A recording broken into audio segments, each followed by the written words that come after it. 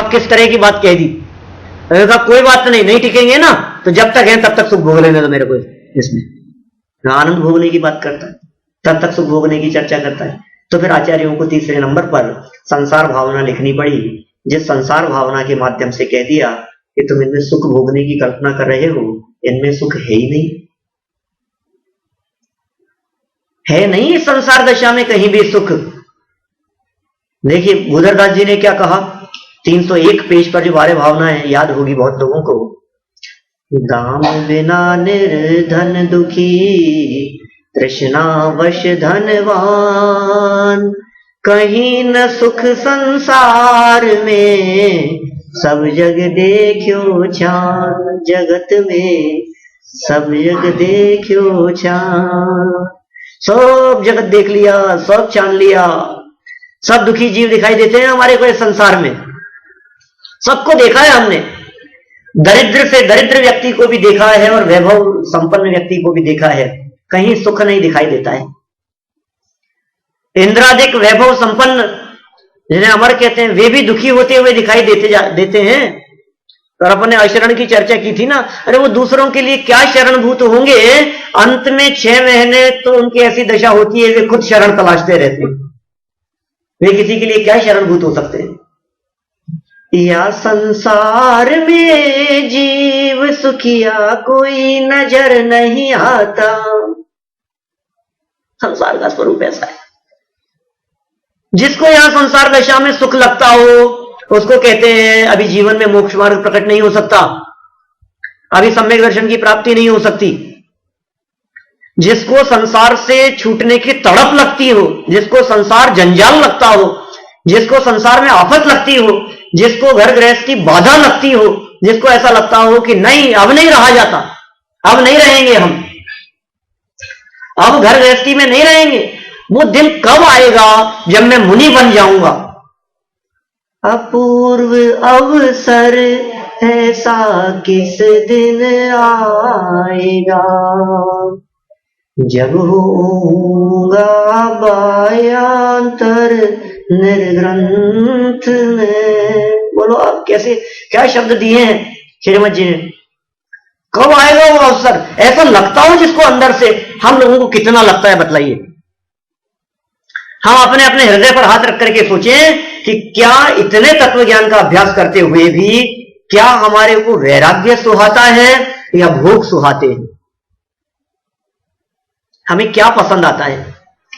पंचेंद्रिय विषय भोग हमारे को जचते हैं, हमारा उपयोग वो उसकी तरफ आकर्षित होता है या हमारा उपयोग वैराग्य और ज्ञान ध्यान की तरफ आकर्षित होता है। अपने चित्त को तलाशने का प्रयास करें बस, हमारी पसंद, हमारी रुचि का झुकाव कौन सी तरफ है। हमारे को पैसे में आनंद आता है, हमारे को इनकम में आनंद आता है, हमारे को अच्छी अच्छी गाड़ियों की चर्चा करने में आनंद आता है, इट मीन्स अभी कमजोरी है, अभी बहुत कुछ सुधार की जरूरत है, अभी चिंतन की धारा बदलने की जरूरत है। अभी हमारे को बाहरी प्रशंसा सुन करके बहुत आनंद आता है, बहुत मजा आता है, अभी हमारे को सब मजा आ गया, तो समझ लेना अभी बहुत बाकी है, अभी सुधार की जरूरत है। अभी हमें महिमा किस चीज की आ रही है, हमें महिमा आ रही है अच्छे अच्छे फिल्म स्टार की, हालत क्या है उनकी वो वही जानते हैं। कहते हैं ना दूर के ढोल सुहावने, दूर से ही अच्छे लगते हैं, दूसरों को देख देख करके हमारे को बड़ा लगता है अरे यार इनके तो बहुत मजे, ये तो बहुत मजे में, लेकिन हर व्यक्ति दुखी है। ये दौलत राम जी कहते हैं जे त्रिभुवन में जीव अनंत सुख चाहे। अरे यदि यहां संसार दशा में सुख होता तो तीर्थंकर क्यों त्याग करते, क्यों केवल ज्ञान की प्राप्ति होती, क्यों मोक्ष होता और मुक्ति की चर्चा ही क्यों होती। यदि संसार दशा में किसी भी प्रकार से सुख होने की संभावना होती तो मुक्ति की बात ही क्यों होती। लेकिन हमारे को अभी पद में मजा आता है, प्रतिष्ठा में आनंद आता है, लोग हमारी प्रशंसा करें तो उसमें हमारे को आनंद आता है, थोड़ा सा पैसा बढ़ता है तो बढ़ता हुआ दिख दिख करके हमारे को आनंद आता है। मैं कई बार ऐसा कहता हूं, यहां मैंने पहले कभी कहा नहीं, लेकिन ऐसा लगता है कि जितना आपके पास में है या दुनिया में जितना जिसके पास में होता है, मनुष्य गति के जीवों की बात करता हूं, जितना जिसके पास में है मनीष भाई, वो व्यक्ति निश्चित रूप से आज की तारीख में जितना है उससे ज्यादा ही छोड़ के जाएंगे।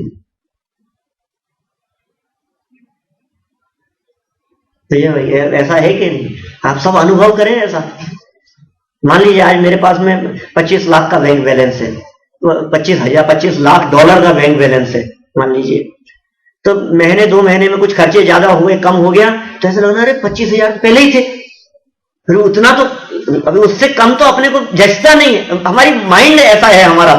मान लीजिए हमारे पास में 1 करोड़ की एफडी है, तो अब वो एफडी 1 करोड़ से कम नहीं होगी आपके मरते दम तक। ये नक्की है ये बात। कैसे कम? आपको तो ऐसा लगता है बढ़नी चाहिए और बढ़नी चाहिए, तो क्या करेगा उसका ये समझ में नहीं आता है। सब छोड़ करके ही जाएगा ना।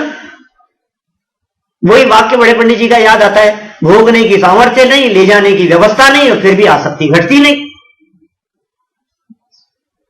कोई व्यवस्था नहीं है और फिर भी आसक्ति घटती नहीं है हमारी, तन्मयता एकत्व बुद्धि टूटती नहीं है। सबकी यही हालत है।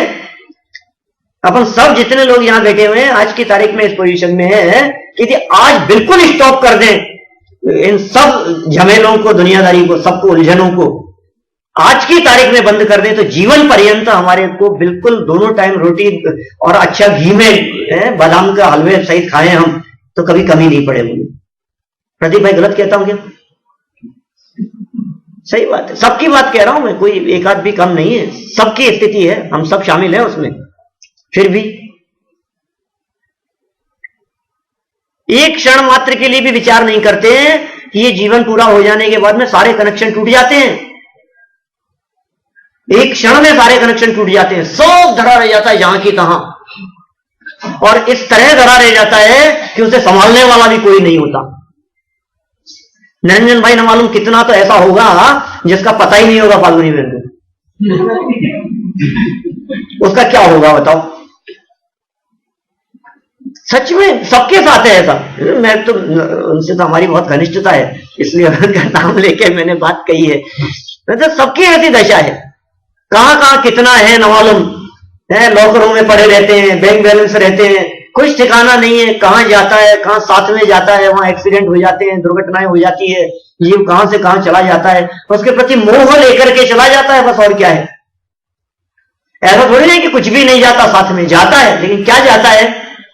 मोह जाता है, उसके प्रति आसक्ति का परिणाम जाता है, वो कषाय का परिणाम जाता है, और फल भोगना पड़ेगा उसको। यहां रहते हुए तो कहीं भी सुख है नहीं। दाम नहीं है तो निर्धन व्यक्ति दुखी है, बुद्धदास जी ने क्या कहा। और यदि दाम है तो तृष्णा के कारण दुखी है। अब सोच लो, आपको कुछ ऐसे लोगों के नाम दिखाई देते होंगे जिनके पास में अपार वैभव है, बिल गेट्स होंगे, अंबानी जैसे होंगे, लक्ष्मी मित्तल जैसे होंगे, ऐसे ऐसे कुछ नाम हैं जो समझ लो आप ऐसा लगता है इनके पास में क्या कमी है। तो उन लोगों की तो सरदर्द कभी नहीं होता होगा ना, ज्यादा होता है। आप सोचिए क्या लगता है अपने को, क्या होगा उसके बाद में, फाइनली क्या होने वाला है। अरे यहां तो उसको पूछते रहे 10-20-50 डॉक्टर आसपास में खड़े रहे, क्या हो गया सेठ जी को, और वो सेठ जी नीचे, कहां भूमि पर सत दुख इसो, बिच्छू सहस डसे नहीं तिसो। करोड़ों बिच्छुओं ने एक साथ डस लिया हो, ऐसी वेदना को भोग रहे हैं। वहां डंडे पड़ना चालू हो गया नरक में, बिच्छुओं का काटने जैसी वेदना वहां भोगना शुरू हो गया नरक में। यहां तो ये देख, पानी के छींटे दो, पता नहीं क्या हुआ, देखो देखो क्या हो गया, वो तो वहां चालू हो गया सब, आगे का काम, आगे की प्रक्रिया शुरू हो गई। यहां तो अभी चंदन की लकड़ियों में जलाया जाएगा, और वहां क्या हो रहा है, यहां जय जयकार लगाई जा रही है, और वहां उसके फल को भोग रहा है, वहां हाहाकार मची। देखो अब कैसी दशा होती है, मारने पीटने के लिए तैयार रहते हैं। ऐसे क्रूर वाणी होती है उन लोगों की कि वहां के शब्द यदि यहां सुनने को मिल जाए, एक शब्द भी कान में पड़ जाए तो कान से खून बहने लग जाए, ऐसी वाणी होती है नारकियों की। इतनी कठोर ध्वनि, वहां का वातावरण इतना खतरनाक। आप तिलोय परिणति आदि ग्रंथों में पढ़े तो रोंगटे खड़े हो जाएं, इस तरह के नरक गति के दुखों का वर्णन किया है। तथापि गुरुदेव ये कहते हैं, सच में गुरुदेव का जो तत्वज्ञान मिल गया है हमारे को, कुछ अपूर्व है। छैड़ाला में दौलत राम जी ने जो पहली ढाल में वर्णन किया है, आप जगत में किसी भी व्यक्ति से पूछिए, वो यही कहेगा कि पहली ढाल में 4 गति के दुखों का वर्णन किया है। और आप गुरुदेव को सुनने पढ़ने के बाद में आप पहली डाल को पढ़िए तो आप कहेंगे चार गति में दुख है ही नहीं। पहली डाल में चार गति के दुखों का वर्णन किया है, अरे चार गति में दुख होते ही नहीं है, क्या बात कर रहे हो आप? फिर क्या बात? आप देखो मैं दिखाता हूं आपको, लिखा है दौलत राम जी ने कि नहीं नहीं भूल आपको भरमत वाली। क्या अपने आप को भूल करके दुख उठाता है? यह है असली बात। नरक की वेदनाएं दुखी करने में समर्थ नहीं है, बाहरी नारकियों का वो वातावरण वो दुखी करने में समर्थ नहीं है, वो परिस्थितियां इस जीव को परेशान कर सके ऐसी उसमें सामर्थ्य नहीं है, तो फिर किस लिए परेशान होता है बतलाइए? अपने आप को भूल करके परेशान होता है। संसार दशा में रहते हुए भी जो जीव अपने त्रिकाली गायक की शरण लेते हैं वे जीव यहां इस संसार दशा में रहते हुए, इस गृहस्थ दशा में रहते हुए भी किंचित आनंद का आवेदन कर सकते हैं। मुनिराजों की और उनकी ज्ञानियों की तो बात कुछ अलग प्रकार की है। हम तो अभी घर गृहस्थी वालों की बात करते हैं, हम तो अपने लेवल की बात करते हैं। हमारे को जिस चीज में सुख लग रहा है, जिधर इस जीव को सुख लगता है ये उधर भागता है, उधर दौड़ता है। हमें किधर सुख लग रहा है? जिधर सुख लगता है उधर हम दौड़ते हैं। हम किधर दौड़ रहे हैं इससे अनुमान लगाया जा सकता है कि हमारे को सुख किसमें महसूस होता है। एक छोटा सा प्रश्न, एक छोटा सा बालक अपनी मां के साथ में और बाजार जा रहा था पैदल पैदल, यहां नहीं हिंदुस्तान की सड़कों पर, नहीं यहां तो पैदल दिखते ही नहीं है कोई। वहां पैदल पैदल जाते हुए किसी एक दरिद्र व्यक्ति को बहुत दीनहीन दशा में रोते हुए, फटे कपड़े पहने हुए हैं, भीख मांग रहा है, खाने की व्यवस्था नहीं है, रोटी की व्यवस्था नहीं है, रो रहा है, दुखी हो रहा है। ऐसा उस बालक ने देखा और अपनी मां से पूछा कि मां ये इसकी ये हालत, ये इतना दुखी क्यों है? प्रमोद भाई क्या जवाब देगी उसकी मां? आप उसकी मां हैं और ये प्रश्न आपका बालक आपसे कर रहा है, आप क्या जवाब देंगे? जयेश भाई, मनीष भाई क्या जवाब होगा? उसकी किस्मत ऐसी है, उसके कर्म का उदय ऐसा है, पाप कर्म का उदय है, उदय की दशा है, पूर्व में इसने इस प्रकार के पाप किए होंगे, उसका फल इसको भोगने को मिल रहा है। बेटा यही सब समझाएंगे ना।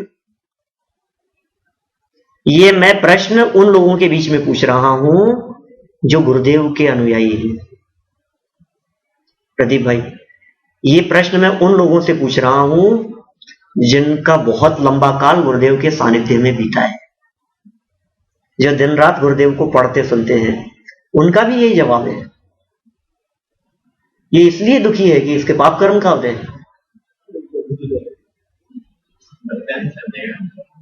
समझे चाहे नहीं समझे, बात तो सच्ची यही है। कोई कर्म के उदय से दुखी नहीं होता, तो कर्म का उदय समझेगा बच्चा।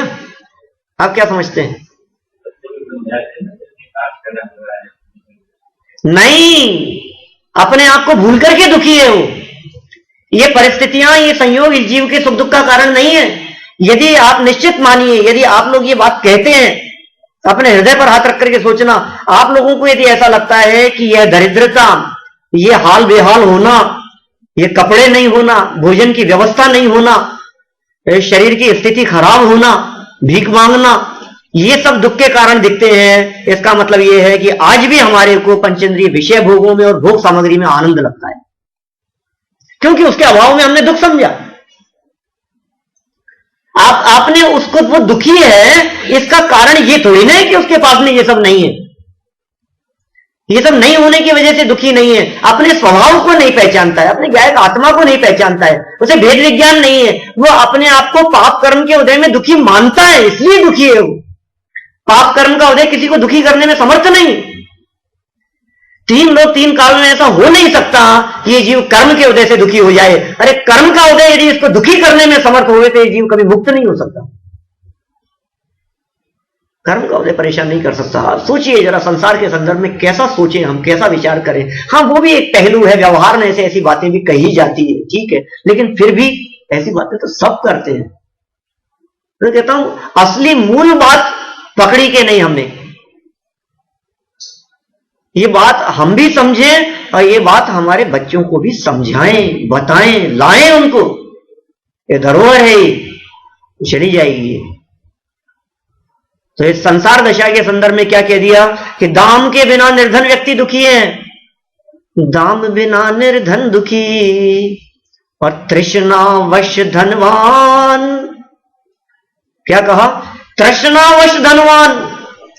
धनवान व्यक्ति तृष्णा के वशीभूत होकर के दुखी है, नहीं मिट रही है, और थोड़ा सा मिल जाए, और थोड़ा सा बढ़ जाए। इतने से क्या होता है, तो इससे तो काम नहीं चलता अपना। क्या नहीं चलता? तुम्हारा काम कभी नहीं चलेगा। जो व्यक्ति ये कहता है कि मेरा धन के बिना नहीं चलता, मेरा पैसे के बिना नहीं चलता, मेरा संयोगों के बिना नहीं चलता, तेरा कभी नहीं चलेगा, तू संसार में रखड़ता रहेगा। स्वावलंबन की वृत्ति जिसकी नहीं है, मेरा पर के बिना चलता है, मेरा कैसे नहीं चलता है? अनादि काल से पर पदार्थों के बिना ही चलता आया है, क्यों नहीं चलेगा पर पदार्थों के बिना? सोच बदलनी पड़ेगी, चिंतन बदलना पड़ेगा हमारे को। अपना चिंतन किस प्रकार का है? तृष्णा के वशीभूत होकर धनवान भी दुखी है। और एक दूसरा अर्थ इसका निकलता है तृष्णा वश। वश माने कंट्रोल, वश मतलब वशीभूत कर लेना, वही धनवान है। धनवान कौन है? तृष्णावश धनवान कौन है? जिसके पास में पैसा है वो धनवान नहीं। मैंने शायद कल परसों संपन्नता की परिभाषा बतलाई थी, कुछ किसी बहुत बड़े व्यक्ति के द्वारा कही गई संपन्नता की ऐसी व्याख्या है, जिसके पास में सब कुछ है यश भाई, वो संपन्न नहीं है। संपन्नता उसे कहते हैं जिसे और की जरूरत नहीं है। सब कुछ है उसके पास में, तब तो संपन्न है। अरे नहीं, अभी जरूरत दिख रही है ना। जिसे और की जरूरत नहीं है वो संपन्न है। तो यहां कह रहे हैं जिसने तृष्णाओं को वश में कर लिया है वो धनवान है। और कहूं ना सुख संसार में, बाकी तो कहीं भी सुख नहीं है संसार में।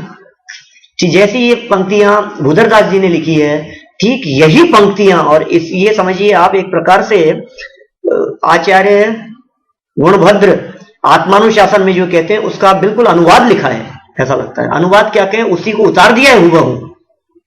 मैं गुणभद्राचार्य की पंक्तियां सुनाता हूं आपको, उसमें क्या लिखा है।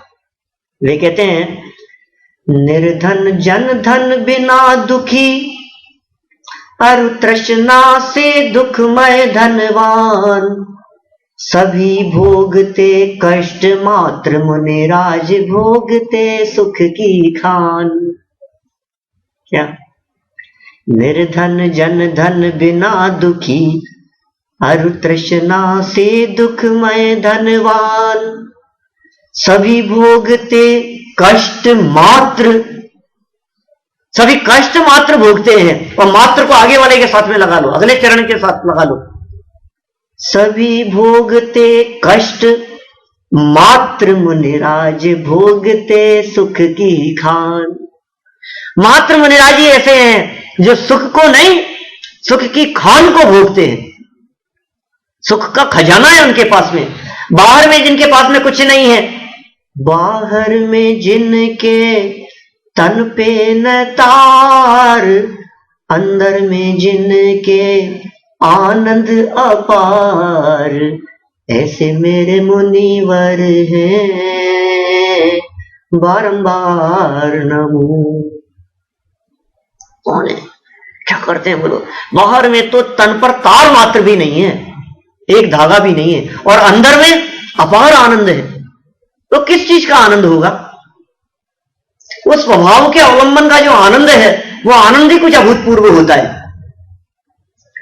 सांसारिक बाह्य विषयों का जो आनंद है वो सब क्षणिक आनंद है, वो आनंद परमानेंट नहीं है। आपको कैसा आनंद चाहिए? हर व्यक्ति को सुख चाहिए, हर व्यक्ति सुख की तलाश में। नौलतराम जी सुख चाहे, हर व्यक्ति सुख चाहता है ना, और दुख ते भयवंत, और दुख से डरता है तो प्रयास नहीं करता क्या? श्रीमद जी ने कहा सुख प्राप्ति हेतु प्रयत्न करते, सुख जाता दूर है, तू क्यों भयंकर भाव मरण प्रवाह में चक्षुर। आप लोग गुजराती में बोलते होंगे, हम लोग हिंदी में बोलते हैं, हमारे वहां तो गुजराती चलती नहीं।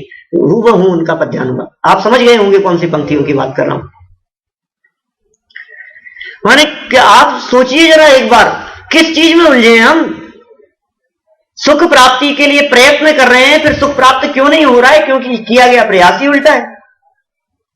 और दादा की बहुत सुंदर पंक्तियां है संसार भावना की, मेरे को याद आती है इस संदर्भ में। तो उन्होंने लिखा वहां, मंथन करें दिन रात जल, धृत हाथ में आवे नहीं, रज रेत पेले रात दिन पर, तेल जो पावे नहीं।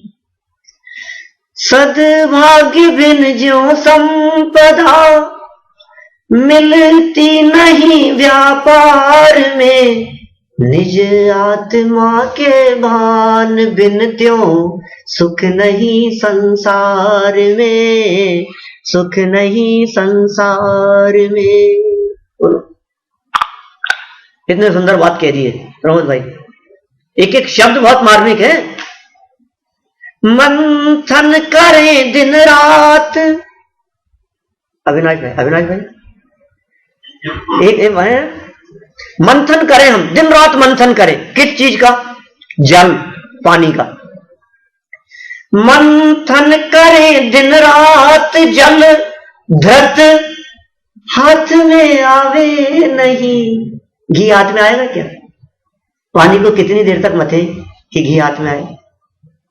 आधे घंटे तक मथने से प्रदीप भाई, 1 घंटा मेहनत करें तो, और 3-4 घंटे उसमें लगे रहे तो क्या होगा? फिर तो निकल जाएगा।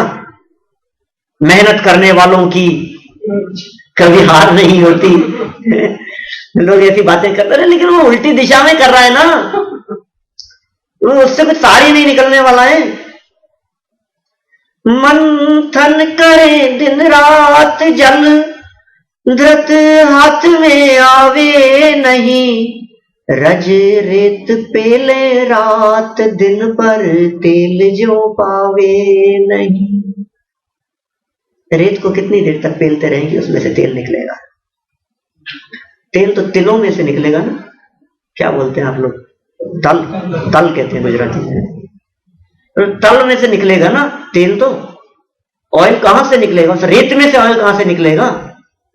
रज रेत पेले रात दिन पर, तेल जो पावे नहीं। और एक और उदाहरण दिया तीसरा, जो सिद्धांत जैसा लगता है जगत के जीवों को। सद्भाग्य बिन जो संपदा, मिलती नहीं व्यापार में।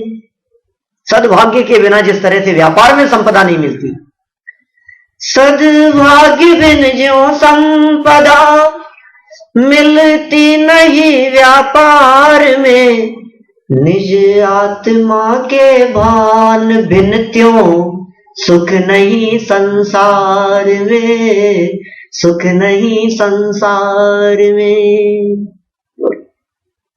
हमारी कोशिश इस तरह से नहीं है रेत में से तेल निकालने जैसी।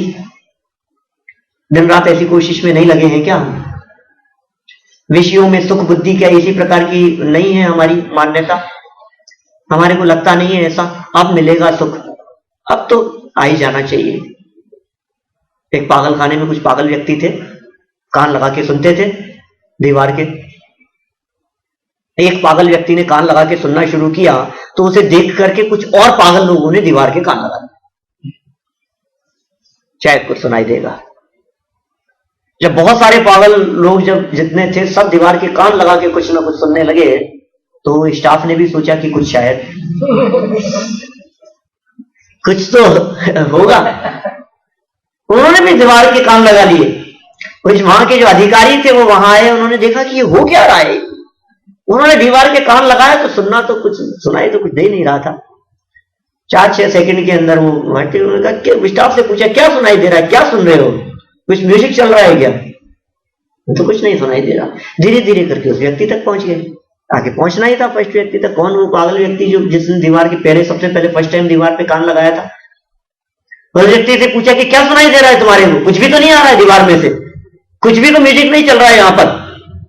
नीचे से ऊपर तक देख करके वो पागल ऐसा कहता है, उसको कहता है अधिकारी को, अजीब पागल है, मैं 6 घंटे से कोशिश कर रहा हूं, मुझे नहीं सुनाई दिया तो 6 सेकंड में बनना चाहता है।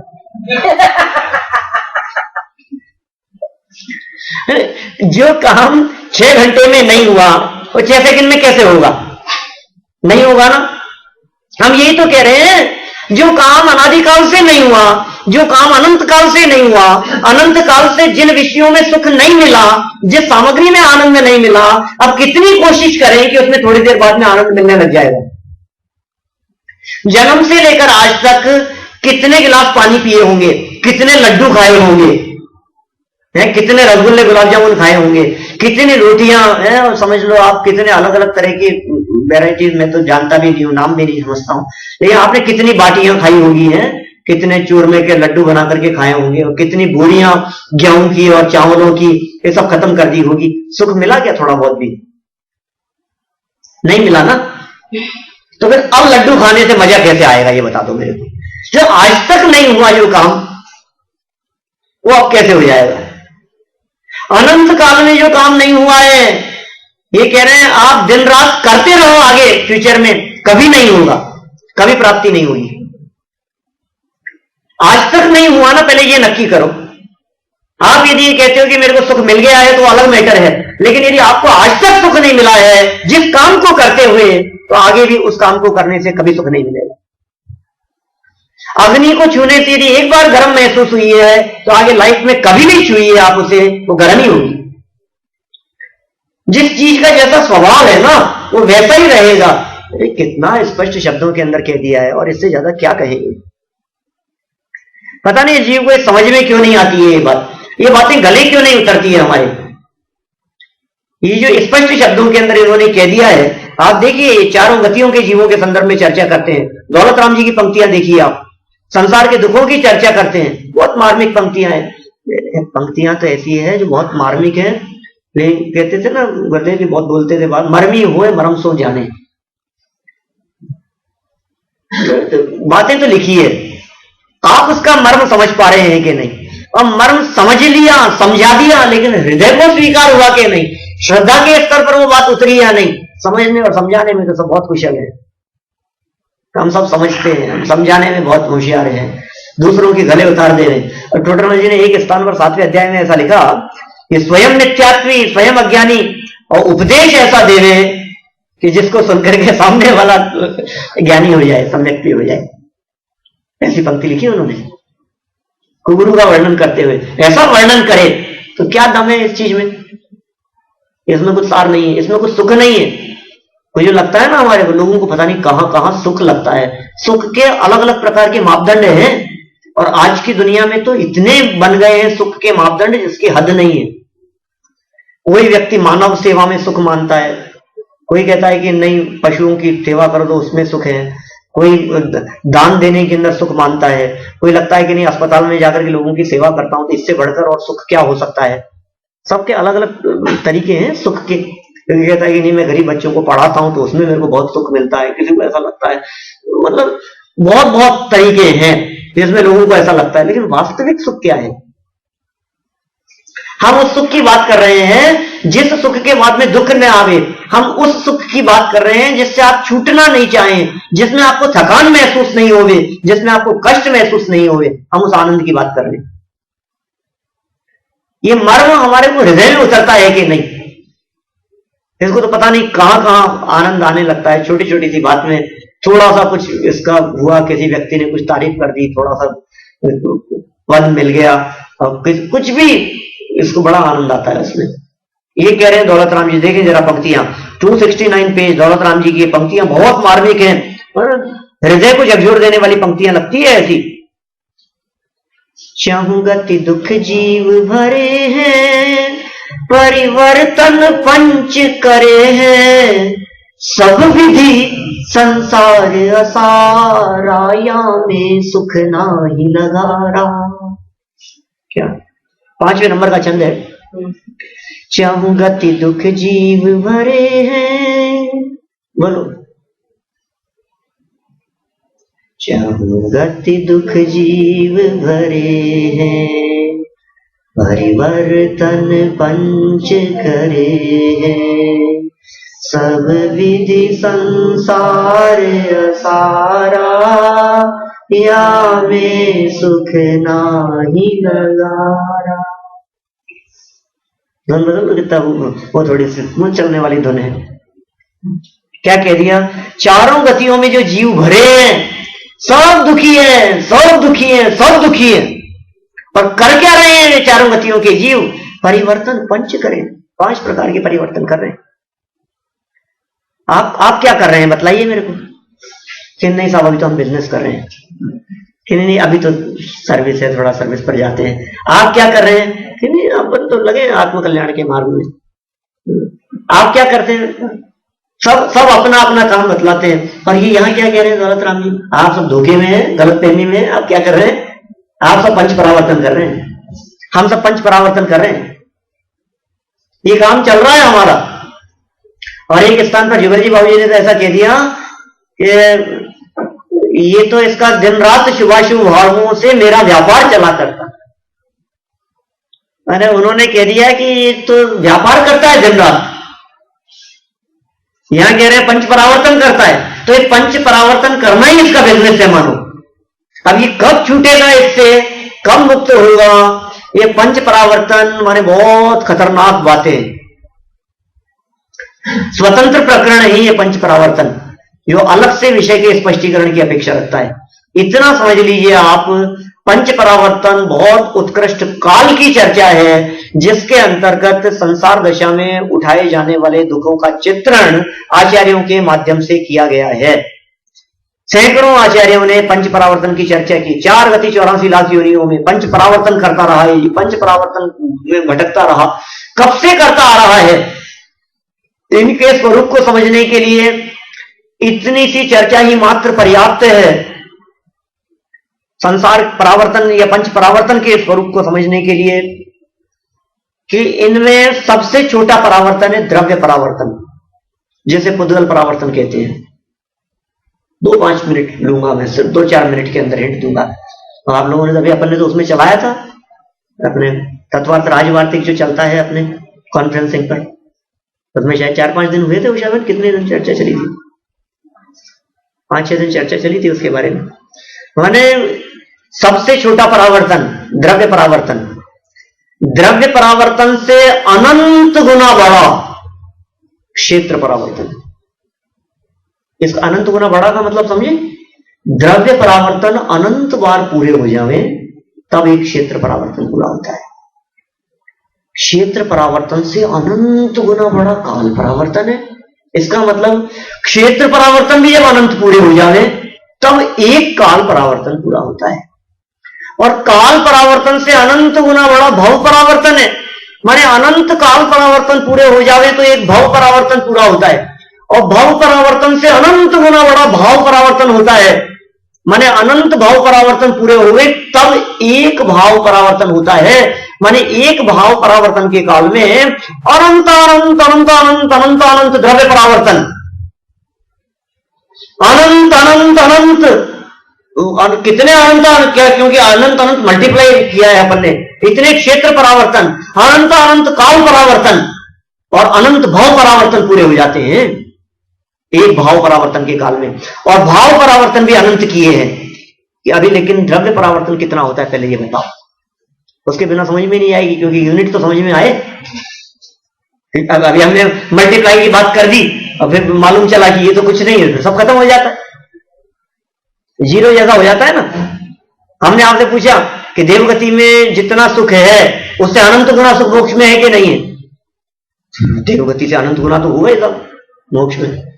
देवगति से अनंत गुना होगा ना मोक्ष में सुख। स्वाति में देवगति से अनंत गुना सुख है मोक्ष में। हाँ क्यों नहीं हो सकता? लेकिन हम आपसे ये पूछ रहे हैं कि देवगति में कितना है? चेतन देवगति में कितना है? और देवगति में 0। फिर मोक्ष में कितना होगा?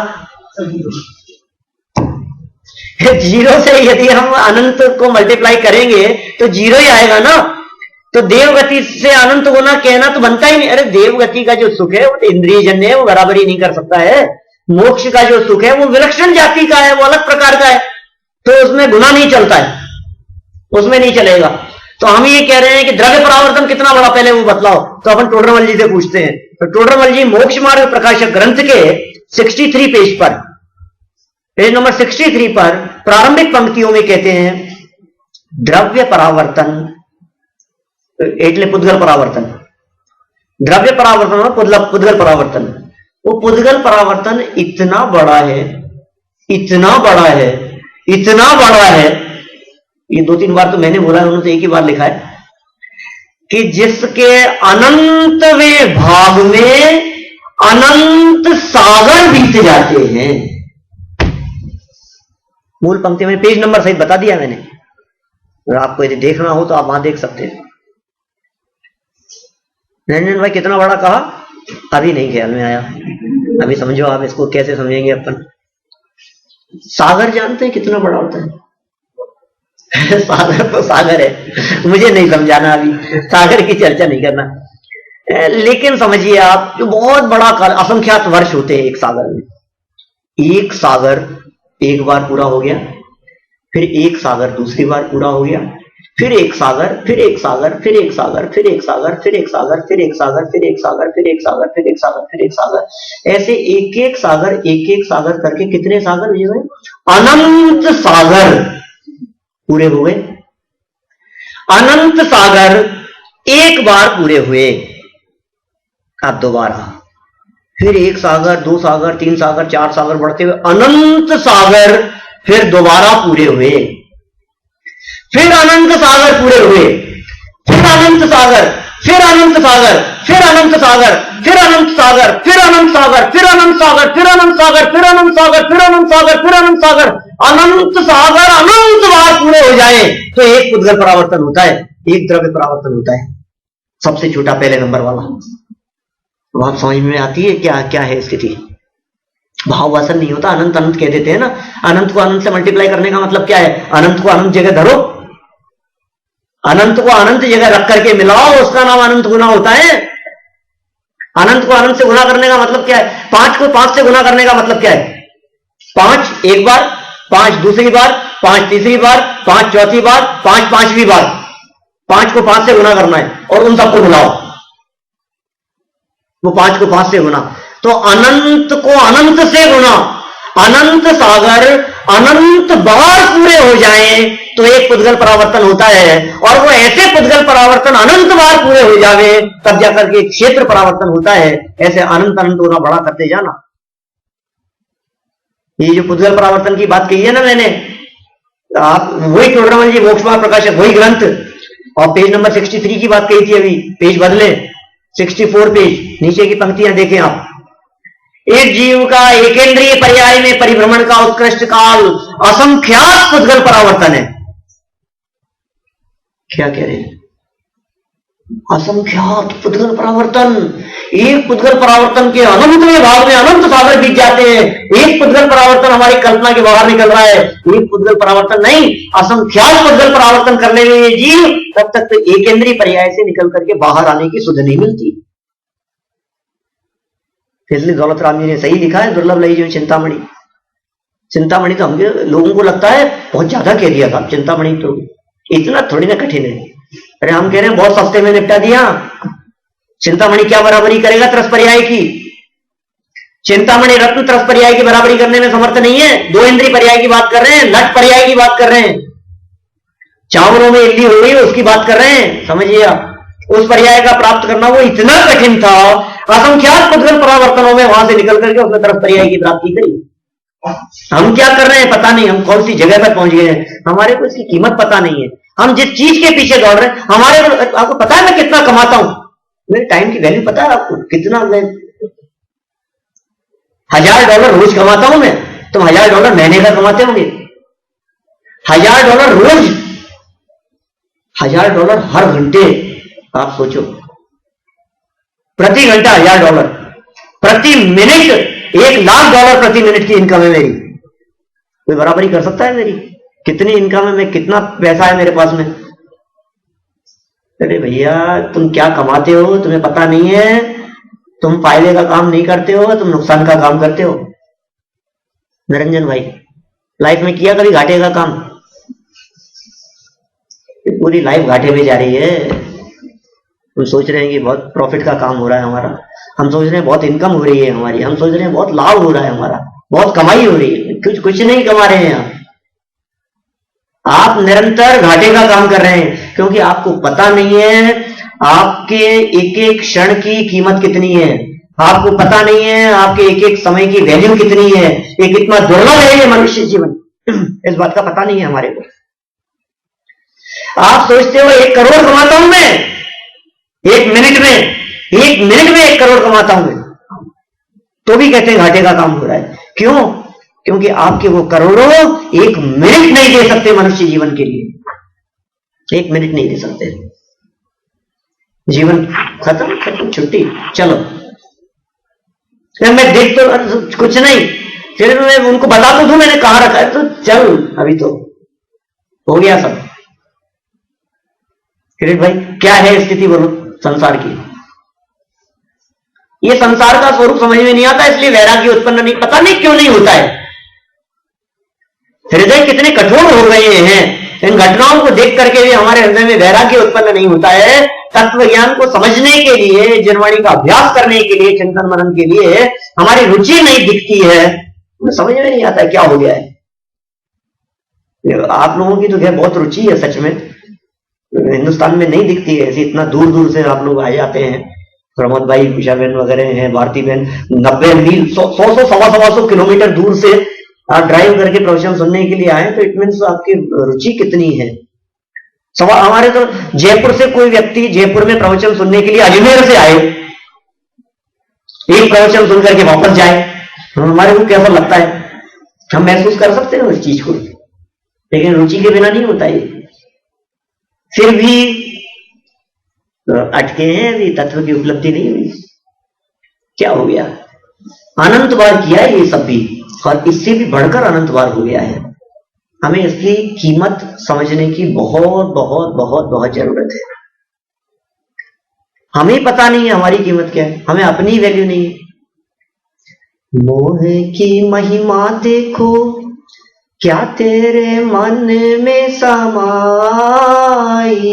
तुझे अपनी ही महिमा न आई, तुझे अपनी ही महिमा न आई।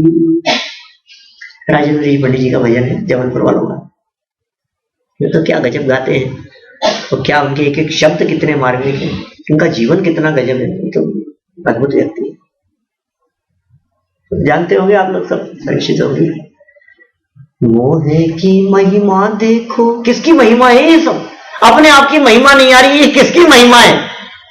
मोह की महिमा देखो क्या तेरे मन में समाई, तुझे सबकी महिमा आई, सबकी महिमा आ रही है।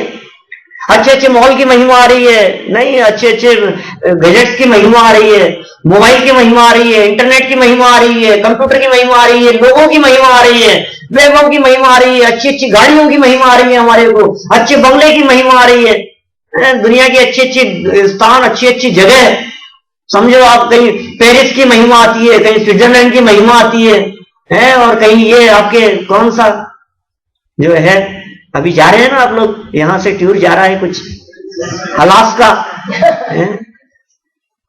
आप सोचिए जरा, हमारे दिल में किस किस चीज की महिमा नहीं आती, सब एक खाते में है, कोई ऊपर कोई छोटा बड़ा नहीं है। यहाँ हम किसी को किसी दूसरे को लक्ष्य में रख करके बात करते ही नहीं, हम तो अपने आप को ही सामने रख करके बात करते हैं। हम सब एक समान है। मैं एक मुंह से बोलता हूं तो 2 कानों से कुछ सुनता भी हूं। क्या स्थिति है, सोचने और विचार करने के लिए है ये सारी बातें। मोह की महिमा देखो क्या तेरे मन में समाई, तुझे अपनी ही महिमा न आई, तुझे अपनी ही महिमा न आई। और कभी अपनी महिमा समझता है तो धोखे से पड़ोसी की महिमा को अपनी महिमा समझ लेता है। शरीर बहुत सुंदर है, शरीर बहुत अच्छा है, चलता फिरता है, मैं इतना कमाता हूं, मेरे पास में इतना है, और कोई व्यक्ति इसकी महिमा गाते हो तो समझ लेता है जैसे मेरी महिमा चल रही है। अपने आप की महिमा नहीं आई, ये कह रहे हैं यहां, ये संसार के स्वरूप के बारे में कह रहे हैं। परिवर्तन पंच करे हैं, ये पंच परावर्तन कर रहे हैं हम, और फिर उसके आगे बढ़कर के दौलत राम जी ने कह दिया, सब विधि संसार असारा, या में सुख नाही लगारा। क्या कह दिया? सब विधि किसी प्रकार, देखो ऐसे तो नहीं है, लेकिन यदि ऐसा कर लेना अपन तो सुखी हो जाएंगे। सब विध, कोई ऐसी विधि नहीं है जिस विधि से संसार में सुख मिल जाए। ऐसा कोई तो उपाय होगा, कोई तो उपाय बतलाओ हमारे को। दौलत राम जी ने सब विधि शब्द का प्रयोग करके कितनी मार्मिक बात कह दी है। यहां आपको कोई एंगल दिखता हो, आपको ऐसे लगता हो कि इस विधि से मैं सुखी हो सकता हूं, चांद पर चले जाऊं तो सुखी हो जाऊंगा ना। चांद पे जाने की बात करता है, चांद पे सागरों बिता के आया है, ज्योतिष देव के रूप में सागरों बिता करके आया है। वहां सागरों की आयु होती नहीं वहां, लेकिन टोटल यदि करेंगे तो सागरों से ज्यादा न मालूम कितना लंबा काल इसका वहां बीता है। एकेंद्रीय बनकर के बीता है, देव बनकर के बीता है। किस किस चीज में? इन सब प्रकार से क्या ऐसा करें कि कुछ सार मिल जाए, कुछ सुख मिल जाए, कुछ खाने में सुख मिले, कुछ घूमने में सुख मिले, कहीं किसी विषय में तो सुख मिले। अच्छा, मैं कौन सी पिक्चर देखूं कि मेरे को सुख मिलेगा? बोलो। फ्लाइट में हमारे को 18 घंटा इंडिया जाने के लिए सफर करना है, तो शेष भाई कौन सी पिक्चर देखी अभी आपने? कौन सी में सुख मिलेगा? अभी आए आप लौट के, मैं आप देखिए क्या दशा होती है, कहीं मिलता ही नहीं है, उसके अंदर आनंद है ही नहीं। ये बात अनुभव करने की है, प्रैक्टिकल अनुभव करने की है। दिन रात ये कहने से काम नहीं चलता। शब्द कह दिया कि सुख नहीं है, और हाँ ये कौन सी नई बात बतला रहे हो आप, तो हम ही जानते हैं इसमें सुख नहीं है। अरे लेकिन ये चिंतन के लिए कह रहे हैं ना, बारे भावना, ये थोड़ी ना कह रहे हैं कि आपकी सुनी हुई बात नहीं है। मैं तो खुद इस बात को जानता हूं कि कोई बात मैं ऐसे नहीं कहने वाला हूं जो आपने कभी नहीं सुनी हो, लेकिन फिर भी कुछ इस प्रकार से कहें कि शायद कुछ टच हो जाए, शायद कुछ टर्न हो जाए, शायद कुछ हमारा जीवन बदल जाए, शायद कुछ लाइफ में परिवर्तन आ जाए, कुछ न कुछ हमारी दिशा बदल जाए। देखो दशा बदलने के चक्कर में सब लग रहे हैं प्रदीप भाई, दिशा कोई नहीं बदलना चाहता। सबको लग रहा है हमारी दशा बदल जाए, हमारी दशा बदल जाए। कैसी दशा? और अच्छे दिन आ जाए, और अच्छा मकान हो जाए, और भी नहीं तो यदि हम इसके जनवाणी के अवलंबन लेकर के यदि दशा बदलने की बात करें तो ये कहता है कि हाँ मैं भी दशा बदलना चाहता हूं, लेकिन कैसी? कुछ संयम हो जाए, कुछ रात्रि को पानी का भी त्याग कर दिया मैंने, इस चीज का त्याग कर दिया मैंने, ये त्याग कर दिया, ये छोड़ दिया, अब इतना सा सीमित कर लिया। फिर क्या हो गया? फिर उससे फिर क्या हो गया? उससे सुखी हो गए क्या आप? नहीं, मैं कह रहे हैं इससे काम नहीं चलेगा, इतने मात्र से काम नहीं चलेगा। ये सब विधि संसार असारा, इसमें कहीं नहीं है। जब तक वो कह दी ना लाइन, निज आत्मा के भान बिन त्यों सुख नहीं संसार में। निज आत्म तत्व के भान बिना कहीं भी सुख नहीं है। सब विधि संसार असारा, सब प्रकार से असार है। कोई व्यक्ति, ये उस व्यक्ति से पूछो आप जिनको बहुत आनंद आता हो, कोई चीज मान लीजिए हमारी कोई फेवरेट चीज है कि हमारी कोई चीज में बहुत मजा आता है, बहुत आनंद आता है इस चीज को खाने में। कभी कभी तो ऐसा भी होता है, कुछ लोगों के साथ में होता है, हमने ऐसा देखा है, यहाँ का तो पता नहीं मुझे, लेकिन यदि मान लीजिए खाने में डोसे पसंद है और ऑफिस में मालूम चला कि आज डोसे बन रहे हैं तो घर ऑफिस से जल्दी आ जाए, ऐसा हो जाता है कभी। अब इतना खुश होते हैं, इतना मजा आता है उस चीज में। आज हमारा 22 साल का बेटा मर गया, क्या बनाए वो लोग सुखी होने के लिए? देश में क्या बनाए कि वो सुखी हो जाए? क्या बनाए? अब क्या बनाए? कुछ नहीं, सब आभार लगने लगता है। कितना गोल्ड चढ़ाएं उसके चरणों में कि भैया तू खुश रहे यार, मस्त रहे। दिमाग आउट हो जाता है। ऐसी घटनाएं नहीं घटती है आस पड़ोस में, हमारे साथ में, हमारे परिवार में, सब इस तरह की घटनाएं घटती हुई देखी जाती है। किसी भी क्षण किसी का भी, और फिर थोड़े समय तो रहता है, फिर थोड़े समय बाद में फिर उसी में मोह की महिमा देखो, फिर वही बात आ जाती है सामने।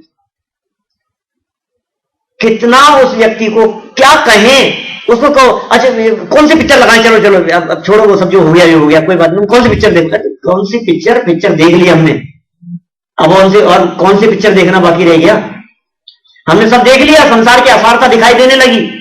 सब विधि संसार असार, आसार का मतलब सुख नहीं है इसमें, सब प्रकार से सुख नहीं है इस संसार में, अब कौन सी पिक्चर बाकी रह गई, अब क्या देखना है। जिसने ये पिक्चर देख ली हो, लाइव पिक्चर देख ली है, जिसने जीवंत पिक्चर देख ली है, अब उसे बाहरी किसी पिक्चर में मजा नहीं आ रहा, अरे पूरी जिंदगी हमारी पिक्चर बन करके रह गई, ये पिक्चर ही तो चल रही है और हो क्या रहा है। रंगमंच यह जगत है कर्म खिलावनहार, नाना रूप बनाए के चेतन खेलनहार। ये तीर्थ क्षेत्रों में लिखा हुआ किसी पुराने कवि का होगा कहीं दोहा। सारा जगत मानो रंगमंच के समान है, उदयजन्य परिस्थितियां बनती है और ये चेतन उसमें खेलता रहता है। फुटबॉल की तरह एक शॉट लगता है और कभी भोग भूमि में चला जाता है और वहां से कोई शॉट पड़ता है और तेज गति में उछल जाता है, फिर वहां से नीचे धड़ाम से नीचे गिरता है और एक इंद्री में चला जाता है, फिर कभी तेज हो जाता है और कभी इधर कभी उधर। सब विधि संसार असारा, और यहां में सुख थोड़ा बहुत तो ना ही लगारा, लगार मात्र भी इसमें सुख नहीं है। लगार किसे कहते हैं, लगार शब्द का प्रयोग तो करते हैं हमारे यहाँ इस तरह से, वो जो खुरचन कैसा, जैसे हमारे हिंदुस्तान में जो हलवाई होते हैं ना, हलवाइयों का कढ़ाई चलती है और कढ़ाई में से पूरा दूध सब खत्म हो गया हो और कढ़ाई उसने साफ करने के लिए नीचे पटक दी हो, तो अब उसमें से भी कोई तिर्यंच गति के जीव आकर के उसको चाटते हैं, कुत्ते आदि आकर के उसमें से कुछ खाते हैं। अब क्या है उसमें, वो तो सब खत्म कर दिया ना, अब क्या बचा है उसमें, जो बचा है उसे कहते हैं लगार। यहां क्या कह रहे हैं, इतना तो होगा लगार जितना में सुख ना ही लगार मात्र भी नहीं है, इतना भी हुए तो वो तिर्यंच गति के जीवों के बारे में कहीं वो ठीक है, नहीं इतना भी नहीं है, बाहर में संसार दशा में तो इतना भी सुख नहीं है। अब कहां दौड़ेंगे बतलाइए, किधर जाएंगे हम। सब विधि संसार असारा, या में सुख ना ही लगारा। जरा अपन दो चार पंक्तियां उनकी भी पढ़ करके देख ले में अपने जयचंद जी चावड़ा साहब की क्या कहते हैं इसी संसार दशा के संदर्भ में। संसार का चित्रण पेज नंबर 300 है ना,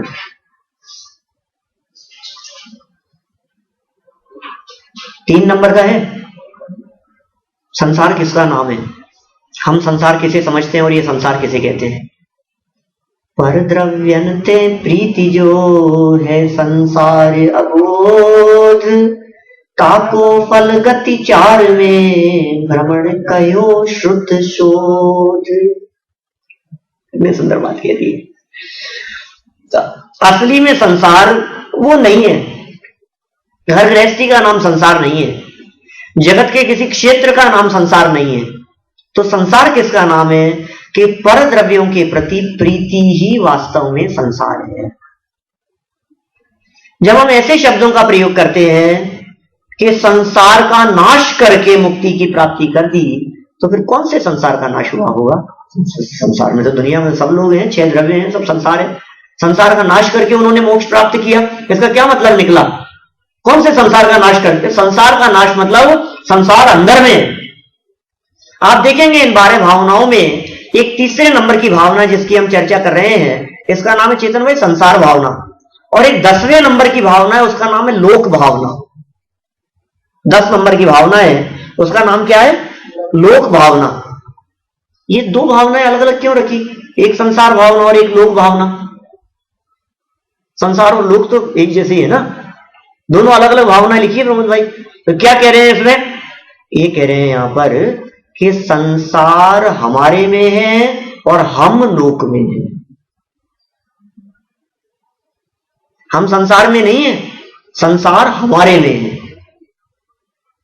तो जिस संसार का नाश करना है वो इसका नाश नहीं करना, जिसका नाश करने के लिए आतंकवादी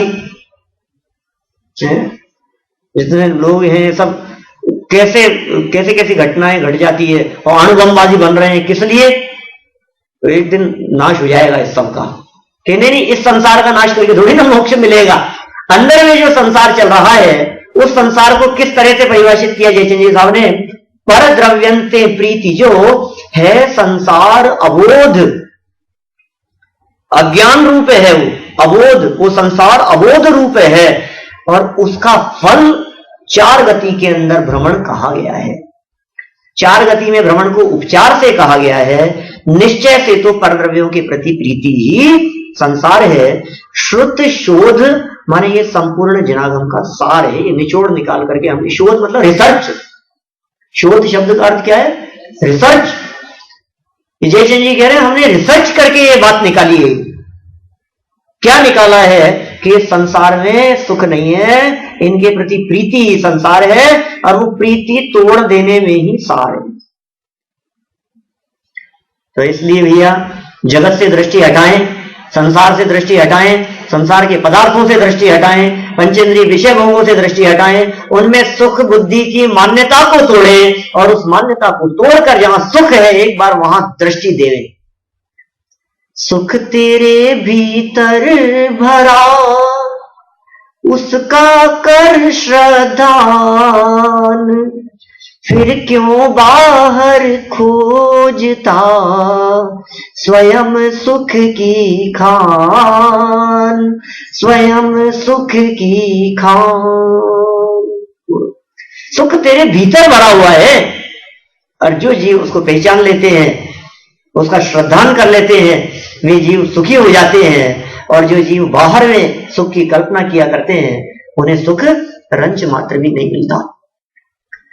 बाहर के संसार में क्यों ढूंढे है सहारा, तेरे सागर का तेरे भीतर है किनारा, वो किनारा तेरे सागर का तेरे भीतर ही किनारा है। मोक्ष बाहर की कोई मंजिल नहीं, द्वार उसका आपके भीतर खुला है।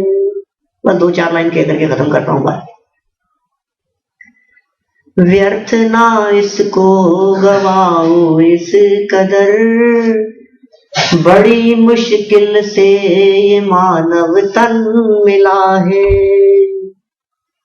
डूब कर अपने में खुद को जान लो, जैन दर्शन की यही तो एक कला है।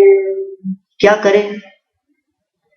बाहरी गुड़ दौड़ को सब रोक दो और भीतर देख लो क्या सिलसिला है। मोक्ष बाहर की कोई मंजिल नहीं, द्वार उसका आपके भीतर खुला है। व्यर्थ ना इसको गवाओ इस कदर, बड़ी मुश्किल से ये मानव तन मिला है। बड़ी मुश्किल से ये मानव तन मिला है। बहुत मुश्किलों से हमारे को मनुष्य तन की प्राप्ति हुई है। अपने आप में डूब जाएं, अपने आप में समा जाएं, अपने आप में लीन हो जाएं, अपने आप को जानना, अपने आप को पहचानना और अपने आप में समा जाना, यही मुक्ति है, यही मुक्ति का मार्ग है, यही सच्चे सुख की प्राप्ति का उपाय है, यही संवर है, यही सम्यक दर्शन है, यही आश्रमों से निरोध का उपाय है, यही मिथ्यात्व क्षय का उपाय है, यही अतीन्द्रिय आनंद प्राप्त करने का उपाय है। तब यहीं से प्रारंभ होता है और यहीं पर समाप्त होता है। इसलिए बाहर में कहीं भटकने की जरूरत नहीं है। अपने में आओ, अपने में समा जाओ, बस। ज्ञाता दृष्टा रहो, ज्ञाता दृष्टा आत्मा बन जाओ परमात्मा। हमारे यहां ऐसे नारे लगाते हैं बच्चे छोटे छोटे से आयोजनों में, ज्ञाता दृष्टा आत्मा बन जाओ परमात्मा। ज्ञाता दृष्टा रहो, सहज रहो, आनंद में रहो, पर से भिन्न अपने गायक तत्व का अनुभव करो। संसार दशा में रहते हुए भी जिन्होंने कला सीख ली है, समझ लीजिए आप, उन्हें कोई दुखी करने में समर्थ नहीं हो सकता है। ये बाह्य भावनाओं का चिंतन निश्चित रूप से हमारे हृदय में अतीन्द्रिय आनंद को उत्पन्न करने वाला है। इस चिंतन के माध्यम से हम सभी उस सच्चे सुख को प्राप्त करें, इसी भावना से मैं बात को यही।